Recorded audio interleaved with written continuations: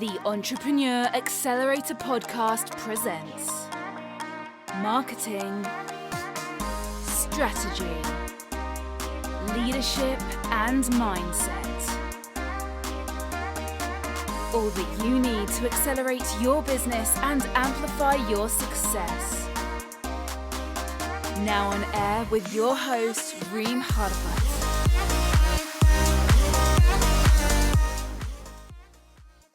Hello, everyone, and welcome to a new episode of the Entrepreneur Accelerator. This is your host, Reem, and today I'm super excited to have my guest, Alan Barratt, the CEO and founder of Grenade. And for those of you who don't know what Grenade is, let me tell you something, people. You missed so much. You haven't tasted the chocolate chip salted caramel bar, the carb killer. You are insane, seriously. So Grenade is one of the UK fastest growing companies, featured in the Sunday Times Fast Track Top 100 in 2014 all the way to 2017, with customers all over over 80 countries and over 200 trademarks. Alan, thank you so much for being here with me. I'm super excited, honestly. You can see that. My pleasure. Thank you for having me. Thanks for the invite. I really appreciate it. We're both very busy, so it was difficult to organise, but we are here now, and I'm looking forward to telling you a bit of the story, answering your questions, and learning more about you as well. That's awesome. Seriously, I'm really happy, and I cannot wait to share. I know you have a great story. With the theme of my podcast, which is the Entrepreneur Accelerator, I always ask one question to most of my guests, which is, what is your number one thing or advice to entrepreneurs on how to accelerate their business success? What was the thing that helped you make it that big fast? Okay, so I guess it depends on what your definition of fast is. We had our 10th birthday last month. Not me personally, I'm 43, but the brand had its 10th birthday last month. And I guess, 10 years is a long time in business. Some might say, others might say it's not a long time. It certainly, we didn't get here by accident. It's been a lot of hard work, and it still is a lot of hard work and a lot of risk. I guess I don't really feel that we've done this quickly. But I mean, would you disagree? Do you think that this has been a meteoric rise? I mean, bearing in mind, I guess we started with £500, my wife and I, in 2010. Oh, wow. And then we were down to £27 at one point, so about $40. We thought we'd lost the house. We kind of thought we'd lost everything. We dug in. We didn't take a day off for 4 years. We didn't take a salary for 4 years. We have no children, so we just literally worked every day, and it was just the two of us. And then by 2017, the business was valued at £72 million, so about $100 million. So we sold some shares and then carried on. So we still own 30% of the business. We don't really know what the business is now worth, potentially 3 times or more, that 70 million, hopefully. But we want to build $1 billion brand. So, and we think we can probably do that in the next 5 years in terms of, retail sales globally. Number one tip for doing it quickly, I guess, could we have done this faster? I don't think so. Mm-hmm. I mean, the number one product we're known for is the Carb Killer bar, which you've mentioned, but we launched Carb Killer 5 years ago, this month actually. So I guess out of our 10-year journey, only 5 of it has been with Carb Killer, which is what we're known for globally. So I guess we can kind of halve that 10 years down to 5. But if we'd have launched Carb Killer from day one, would it have worked? I don't think it would have done. I don't think the timing would have been right. And I think the first 5 years of Grenade, we are a sports nutrition brand. We make high performance, specialized sports nutrition products for the military specifically, but also for everyone else, Olympic athletes, people who are really serious about training. And I think it was actually doing that, and I think being very meaningful to a select few very serious people, gave us the credibility to launch Carb Killer. And just from day one, people know that Grenade stood for quality, stood for something that was different. It had integrity. It was trusted. So, yeah, I mean, I guess, if the number one thing for doing it quickly, I guess, do what we did. I mean, just don't take a day off. Absolutely commit to it. Do nothing else other than just have that singularity of purpose. And frankly, just give it your all. We did all the shows. We sampled lots. We built a great team, both here in the building of people that work here, global ambassadors, global retailers, global supply chain. You know, if we are awake, we're working. And that would be kind of my suggestion to anyone who wants to build a business. Either do it well or don't do it, but don't half do it. I think people think you can turn businesses up and down depending on whether you want to go on holiday or what the kids are doing or other priorities, but I just don't think you can. I think you have to be working harder than everyone else. Everyone's snapping at our heels, so it's up to us to disrupt not only the industry, but disrupt ourselves and keep pushing forward all the time, to the point that, you know, if we lose our number one position in the market, and we've got nearly 50% market share, if we lose that number one position in the market, we've really only got ourselves to blame. So I think, absolutely do it to the very, very best of your ability. And again, do it as quickly as possible. Make quick decisions and stick by them. People are scared to fail. And I think that's that slows people down. They're so terrified of failure. They become very slow and very ineffective. Failure is not a bad thing. Failure is brilliant as long as it's quick. As long as it's quick and you learn, then failure is your friend. If failure takes years and it's long drawn out and painful, it's like death by 1,000 cuts. It's the worst thing that can happen to you. So recognize failure quickly and adapt. Absolutely awesome.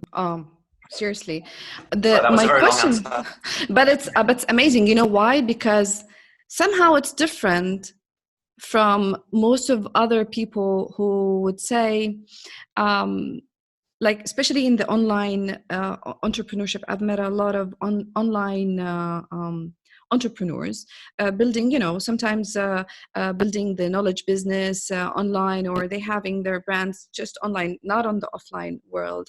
And especially now, people think that it's so easy to become, let's say, a millionaire, or to build a business, or maybe you can build a business quickly, or maybe you can have a quick win, but you cannot sustain. And this is what I'm looking for to teach and help other people in, how to build a business and sustain. Did you have a help from a coach or someone? How did you start? Okay, I have a lot of questions in here. Okay, no problem. So let's begin with, how did you become an entrepreneur in the first place? I know that you left school. You did not have a full or formal education, right? Okay, yeah. So I think there's 3 questions in here. I think there's how to become an entrepreneur. I'd love to answer your online-offline question as well, just while we're talking about speed of growth, and also mentors and coaches. So I'll take them in no particular order. The speed of growth. You said something interesting actually about online and offline businesses, because there's a fundamental difference here. Yes, you can build an online business, purely online business, much quicker than we did, because you're talking directly to the consumer and you control the speed of the growth pretty much by how fast you work and how fast you do stuff. And that's critical today. And Grenade's unusual because we have about 20% of our business is online. We've got a global partnership with Amazon, for instance, and it's growing very quickly. But my business, because we have an FMCG brand, that's fast moving consumer goods like Coke, Pepsi, chocolate, snacks, things like that. So very high turnover product that you want to find in lots of locations. Being online with a snacking brand doesn't really help you, because when you're hungry and walking through an airport, going on the internet's not going to help you. So we have to be in retail, and that's the slow bit. Retail is very, very, very slow to adapt. They don't have elastic shelves. So for us to get our product into, and I think all locations are sexy, but let's say a sexy location in an airport, for instance, where there is, a Hudson News or a WH Smith or, one of these newsagent travel channels that have a very, very, very small offering of product, and we all know what's in there, water, soft drinks, sandwiches, newspapers, and some entertainment stuff. Then to get in there, for us to get in, something's coming out. Mm-hmm. And, what do they want to take off their shelves? Do they want to remove water? Do they want to remove Coke? Of course they don't. So that's the bit that takes time. So we built our business through specialty channels first. So specialised locations, GNC, Holland and Barratt, places you'd actually go and expect to find protein bars. Built the business there, then transitioned, kept all those channels, but then transitioned into your everyday locations like your gas stations and the places that you're seeing it in Saudi Arabia and Jordan, for instance. So that has a big impact on speed of growth, because we can only move as quickly as those retail channels like, Tesco, Carrefour, that they take time. They have range reviews probably once a year. So you've probably got, in the history of Grenade, if they have a range review once every year, we've had 10 chances to get in that store from that. And for the first 3-4 years, no one's interested in you because you're not proven. So you have to make the most of those opportunities and get in store. So that's kind of the online, offline piece. Coaching and mentoring. I'm kind of quite a big believer in that. And I do get asked 50 times a day to mentor people. And unfortunately, I just don't have time. I do look after a couple of entrepreneurs for the Virgin Network. I'm a mentor for Virgin Startup because although I don't get one-on-one coaching, Richard Branson had always been a kind of a mentor to me, just seeing how he conducted himself in business and the things that he did. I think people think that you have to know a mentor, which actually I do know Richard now, but you don't actually have to know a mentor to be inspired by them and to learn from them. So, but I also think as well, and actually somebody asked me this 2 days ago, they said, can I mentor him? It's like, I can't, I don't have time. But I said, you don't need someone who's got a massive business or who is well known to mentor you. You just need someone that knows more than you do, which to a certain extent, when you start off in business, is probably most people. So anyone that's had a business before can be your mentor, because learn from them. People always say you should learn from your own mistakes, which you should, but it can be quite time consuming and costly. Wouldn't it be better to learn from someone else's mistakes? So I surrounded myself with people who ran successful businesses years ago, up to 30 years ago, and just learned from them all sorts, how they treated people, how they ran their diary, how they prioritized time, the importance of having a world-class product, brand or service, how they interact with others, how they treated failure, how they learned to handle stress. All this stuff's really important, because I guarantee you there isn't one person in the world that knows the answer to all these things. If you ask Jeff Bezos or Bill Gates, they'll know a lot, but they'll have the same problems the rest of us have, just on a different scale. So that's kind of the coach and mentor question. And then thirdly, how did I become an entrepreneur? Well, my family, I'm pretty unemployable. So I have worked for other people, but I'm kind of like a bit of a whirlwind. So most people can't keep up. So I think I was always going to work for myself.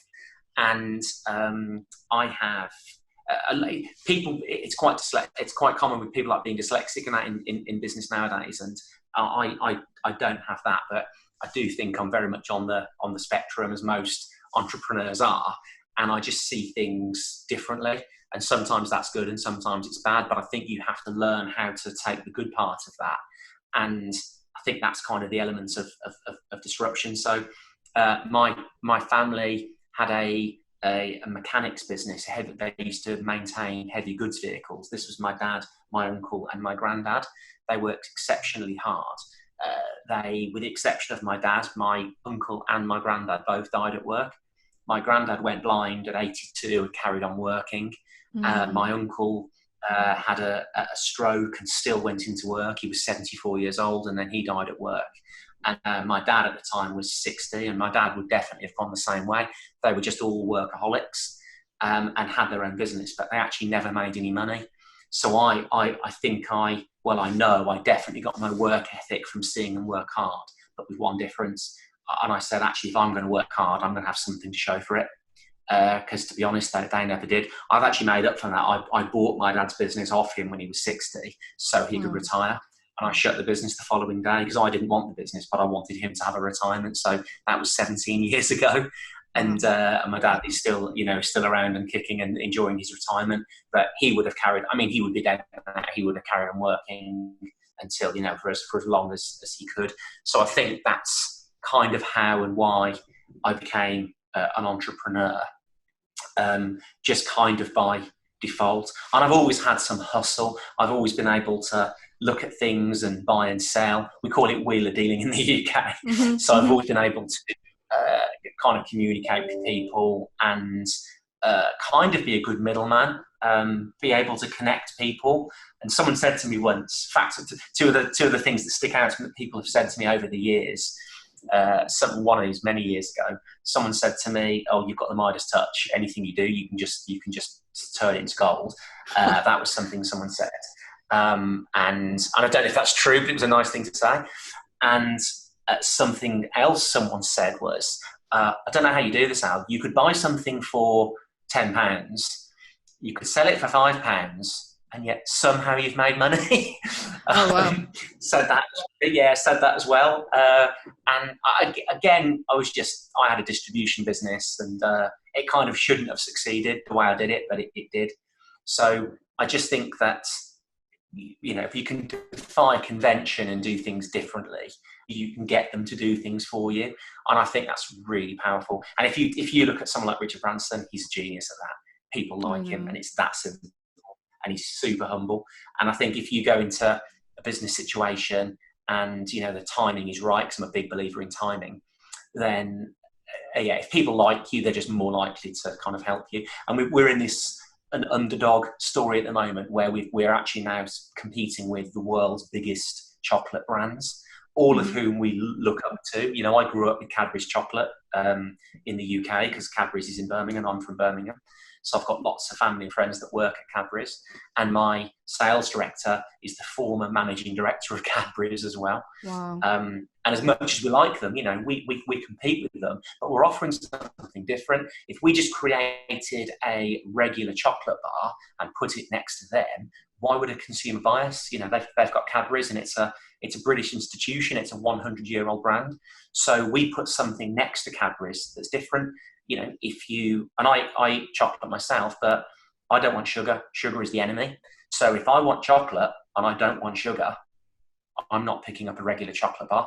I'm going for one of our protein bars that has got lower calories, less sugar, and it's got protein. So it's not healthy compared to a dry chicken salad, but it's healthier than a chocolate bar. And it's just that simple. We just created something alternative for consumers, put it in the same location that they've been buying the other stuff for many years, and then inject that personality into the brand, work hard, have fun, take risks, and then consumers either buy you or they don't. It's kind of quite a simple thing. When we were chatting offline earlier, and one of the things that you said is you love the simplicity of Grenade. And yeah, it's a very complicated brand. We make very complicated products, but we do try and convey it in a very simple way. I am a massive fan of simplicity, and I learned that from Richard Branson. He actually gets quite frustrated if people overcomplicate things, because business doesn't have to be that complicated. So it just comes back to what you can learn of other people, and it isn't that hard. I'm a massive believer in timing, like we said earlier. So I think that every product has a time when it's got the best chance of doing well. And clearly, in 2020, people are more health conscious. So this is the time potentially for a brand like Grenade to do extremely well.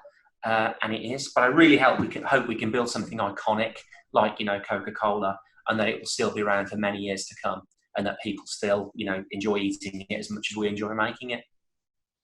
Awesome.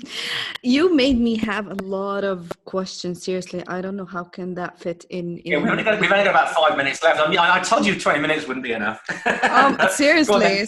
You can have one more question. Oh my God. Okay. No, wait. And then if your listeners like it, maybe we do a part 2. We have to, seriously, we have to, because I seriously, I don't know from where to start now. But let's talk about one marketing strategy or tip that we can help the listeners to at least learn from you. So we were talking Yeah. offline about the carb killer and the concept or the name. How did you come up with such a name, which is, it immediately grabs the attention and speaks the language of the average seller. As we said, that protein bars and the let's say nutrition industry, it's not an easy thing for the average consumer to understand and to digest, you know. Yeah. So we need something that we want to eat, and we don't want to think about the ingredients and how it's made. But when you named the protein bar as a carb killer, and now, as I said before, like, we're in the age of keto diets, and everybody hates carbs, and we don't want carbs. We don't know what is carbs, but we just hate it, you know, because everybody is telling us to hate carbs. So what was, let's say, what was your marketing secret? How did you come up with such a name? And was there any intentions or plans behind it? Yeah, absolutely, always. I mean, it was through necessity, actually. Before I explain the carb killer name and why we call it that name, it's probably worth actually talking about our weight loss product, because we had, which is it's called Thermodetonator. We sell the number one selling weight loss product here in the UK as well, and that's the first product we launched. And because we are a basic food company, although it's sports nutrition, it's classified as food. So because it's classified as food, you're not allowed to make medical claims. The minute you start making claims about weight loss, for instance, you're no longer a food. You're actually now starting to be classed as medicine. So then if you're going to then become a medical brand, you have to start getting authorized use of certain claims. You can only be sold in certain locations, so like kind of like pharmacies, and you really limit the business. So, you know, we have a fat burner, basically a weight loss product, which is a very effective weight loss product, and it's sitting in a grenade bottle, and it's called Grenade. So it looks pretty serious, but nowhere on that bottle does it say it's a weight loss product, because we aren't allowed to say that. So we came up with the phrase "declare war on fat," because by saying "declare war on fat," it's very clear. It's a grenade bottle, and you're actually, but to declare war on fat is not a claim. It makes no sense whatsoever. How can you declare war on fat? It's not a real thing. So it's kind of, to sum it up, we're a really serious sports nutrition brand who don't take ourselves seriously. So by saying "declare war on fat," kind of makes it fairly clear, really, what it does, without saying what it does, because it's open to interpretation. So because that was kind of successful, we had the same issue with Carb Killer Bar. That's why we came up with that specific phrase for Thermodetonator. And then with Carb Killer, for instance, we are not allowed to say it's a low carb bar. So how can you infer that? And carbs, by the way, are not the enemy. It's excess calories that are the enemy. But if you have a low carb bar, a low sugar bar, and we do say low sugar on the product anyway, but to kind of infer it's what it is, we just came up with Carb Killer, and it kind of fits our military theme of Thermodetonator and Grenade and 50 caliber, and it kind of fits. So it was just kind of a natural evolution, really. And that's how we actually came up with that name. And Awesome. why? Just the last thing, the last question, promise. The name Grenade, how did you come up with the name Grenade, or why is it so military? Are you into military? Do you love this thing? Like, why is everything? Yeah, so I'm a big fan of military stuff. I've always been interested in military. I get that from my dad, and so I've always been, and I very nearly joined the army years ago. So, and a number of reasons with Grenade, actually. We wanted to make product for military personnel because no one else was. So, and to do that, you know, we wanted something that they would resonate with them.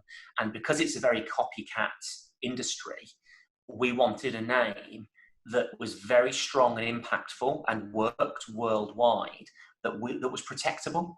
So we can actually protect that name. And the nice thing is, and Nike, for instance, had all these sorts of issues with, the Nike tick and protecting things. But a grenade is either a grenade or it's not. So it's kind of very easy from a trademark perspective to protect it. Someone has either infringed on it or they haven't. And the specifically with grenade as well, we wanted something that people could remember, and everyone knows what a grenade is. You can go to any country in the world, and a 6, 7, 8-year-old child would know what a grenade is, know that logo. So it's kind of well known. So it's just, again, a great way to be very memorable on the shelves where most brands were very scientific sounding names that people just couldn't remember.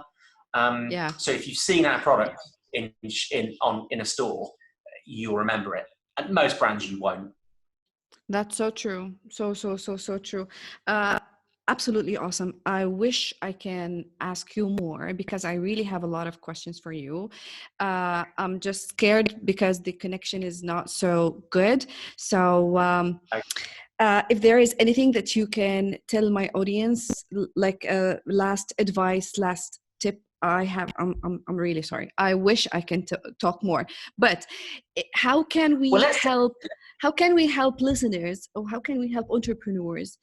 If you have like any tip, strategy, do you have a routine? Do you have I don't know, what is the advice if you want to help someone struggling in his business and wants to kick off and make it big? I mean, there's lots of things I do, or I would say, that probably aren't specifically clever or unique to me.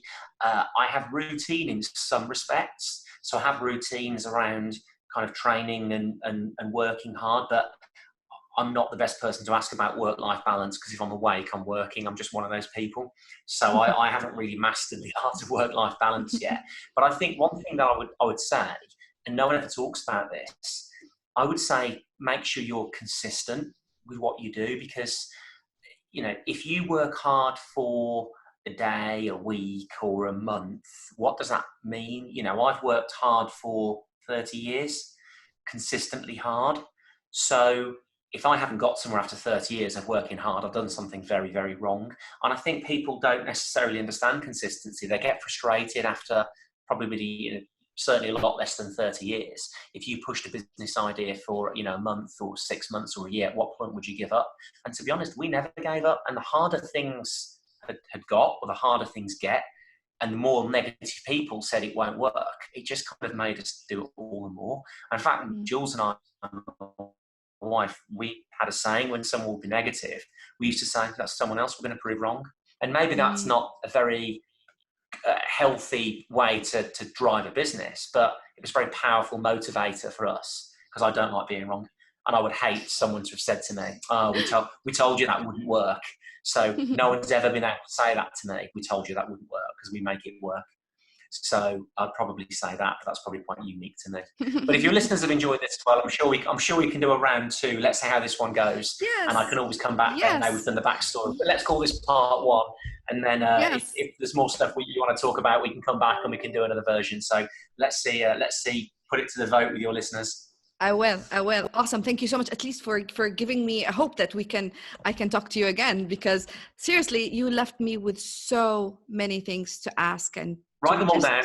Listen back and write them all down. I will. And actually, just one final thing for me as well, for you, my advice to you as well, and congratulations to you for being a disruptive entrepreneur, can't say that word, entrepreneur in your own right, and doing things that have not been done before, and challenging stereotypes, and doing things that I'm sure over the months and years people said, especially with where you live, that they can't be done. So good for you for doing things that actually have traditionally not been done before, and proving everyone wrong. Thank you so much. You made my day with this. Thank you so much, Alan, for being here with me. For those of you who want to know more about Alan, you can check his page on LinkedIn. I will put all the details in the show notes. If they want to get to know you more, or if they want to find your products, or anything to know more about Grenade, where can they find you? Or if there's something. Sure. So I'm Easy to find on LinkedIn, Alan Barratt. We are on Instagram, we're on all the big platforms. Our website is grenade.com. if you want to get more entrepreneurial, and I wouldn't say it's advice, but entrepreneurial stories, and we call it business, brand, and banter. We have our own podcast, the Grenade podcast, which is called Pull the Pin, and that is on all known channels, so Spotify, iTunes, it's on YouTube as well. And that's called Pull the Pin, and that's now a top 10 podcast in the UK, and we hope to make that number one as well. So you can follow on that, and then we interview some great guests, and we call it wall to wall wisdom. It's quite light-hearted, so your listeners can definitely follow us on that platform as well. Definitely. Thank you so much. I truly enjoyed talking to you, and Likewise. thank you so much. Maybe we'll talk soon. Thank you. Definitely. You have a great day. Thanks, Reem. Thanks. Thanks for your time. Thanks.